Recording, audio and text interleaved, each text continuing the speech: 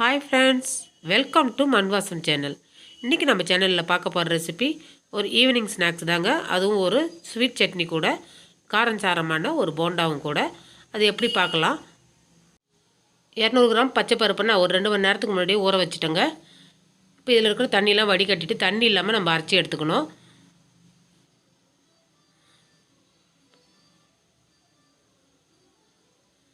தண்ணி சேர்த்திங்கன்னா கொஞ்சம் உங்களுக்கு போண்டா போடும்போது கஷ்டமாக இருக்கும்.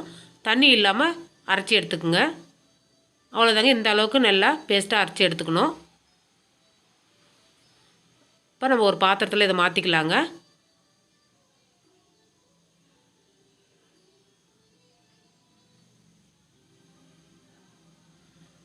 அது கூடவே ஒரு டேபிள் ஸ்பூன் அளவுக்கு இஞ்சி போட்டுக்குங்க. சின்னதாக பொடி பொடியாக நறுக்கி போட்டுக்குங்க.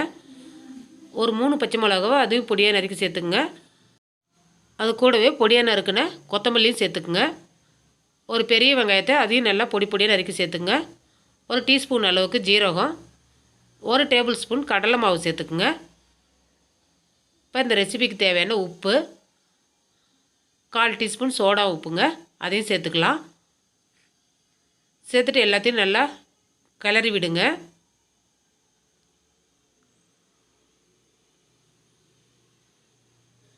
இந்த மாதிரி நல்லா வேகமாக நம்ம அந்த மாவை வந்து கையால் பிசையும் போது உங்களுக்கு சாஃப்டாக இருக்கும் போண்டா. இப்போ இதில் பார்த்தீங்கன்னா நான் ஜீரகம் சேர்த்ததுனால பெருங்காயம் சேர்க்கலைங்க. உங்களுக்கு தேவைன்னா ஒரு 1/4 டீஸ்பூன் பெருங்காயத்தூள் சேர்த்துக்குங்க. அவ்வளோதாங்க. நல்லா இந்த மாவு பிசைஞ்சதுக்கப்புறம் நம்ம போண்டா போட்டுக்கலாம். ஒரு 5 நிமிஷம் ரெஸ்ட்டு கொடுக்கலாங்க.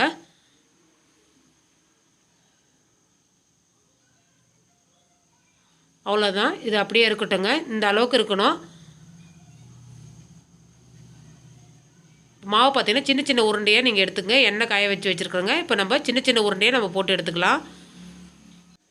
கையில் தண்ணி தொட்டுட்டு நீங்கள் எடுத்து போட்டிங்கன்னா டக்கு டக்குன்னு நம்ம போட்டு எடுத்துடலாங்க. நல்லா ஒரு பக்கம் செவந்தது மறுபக்கம் நம்ம திருப்பி விடலாம். போட்டது நீங்கள் கிளறி விடாதீங்க.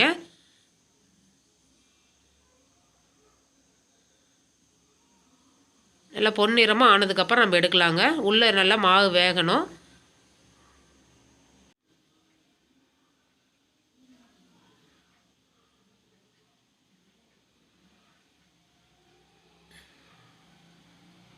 அவ்வளோதாங்க. இந்த அளவுக்கு நம்ம செவந்தது எடுத்துடலாங்க. ஒரு சிம்பிளான டேஸ்டியான ஹெல்த்தியான ஒரு போண்டா ரெடி ஆயிடுச்சுங்க.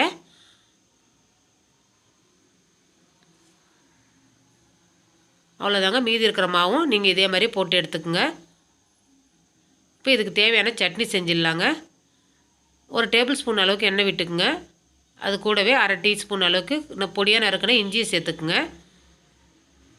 இது காஞ்சி திராட்சைங்க. ஒரு 50 கிராம் காஞ்சி திராட்சை சேர்த்துக்கிறேன். அது கூடவே ஒரு 50 கிராம் வெல்லம் சேர்த்துக்குங்க.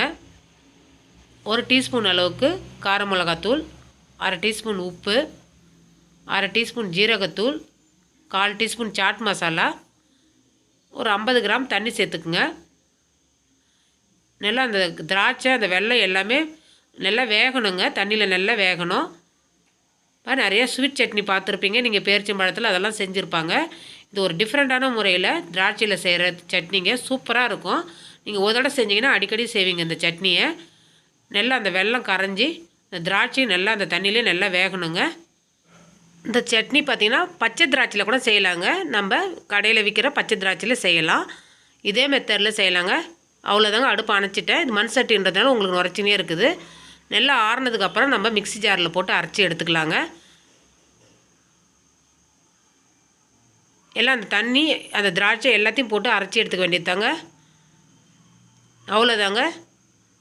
இப்போ நம்ம அரைச்சி எடுத்துன்னு வந்துடலாம். சூப்பரான சட்னி போண்டாவும் ரெடி ஆகிடுச்சு. இந்த ரெசிபி பிடிச்சிருந்ததுன்னா மண் வாசம் சேனலில் லைக் பண்ணுங்கள், ஷேர் பண்ணுங்கள், கமெண்ட் பண்ணுங்கள், சப்ஸ்கிரைப் பண்ணுங்கள். பக்கத்தில் இருக்க பெல் ஐக்கானை கிளிக் பண்ணுங்கள். தேங்க்யூ.